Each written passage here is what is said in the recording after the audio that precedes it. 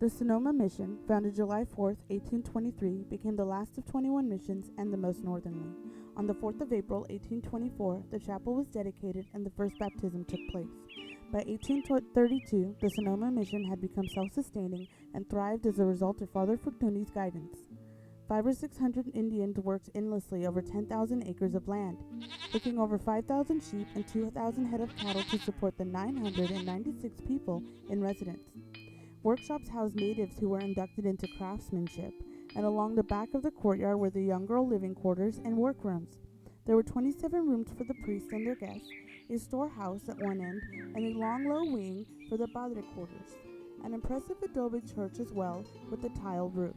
Within the peaceful courtyard behind the mission lay olive trees and a jumble of cacti. In 1833, Father Gutierrez was assigned the mission as Father Buenaventura Fortuny had aged considerably.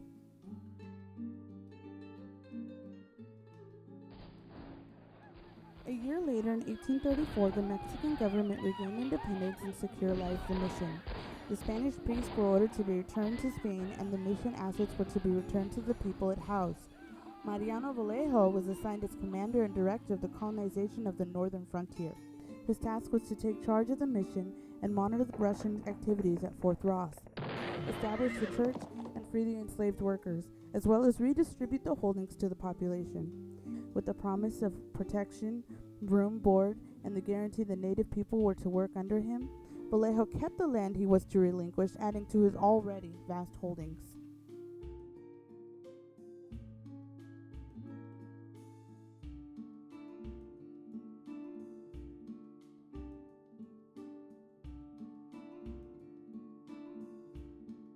In 1841, the Russians at Fort Ross had offered to sell their post to General Vallejo. However, after several months of negotiation and delays, the fortress was sold to an American, John Sutter. John C. Fremont, an ex-military officer and explorer, had traveled from St. Louis to Sacramento Valley. In 1846, he had promptly stirred up the settlers and frontiersmen at Fort Ross, promising a militia if the war erupted with Mexico. Fremont then proceeded southward, provoking scrimmages throughout California and spreading his brand of patriotism. The morning of June 14, 1846, a group of 30 to 40 American frontiersmen arrested General Vallejo upon a rumor that the Mexican government was going to expel all settlers who were not citizens. The incident, known as the Bear Flag Revolt, was led by William B. Ide. Vallejo invited several of the men into his home for a meal and drinks, where he was expected to sign a letter of surrender.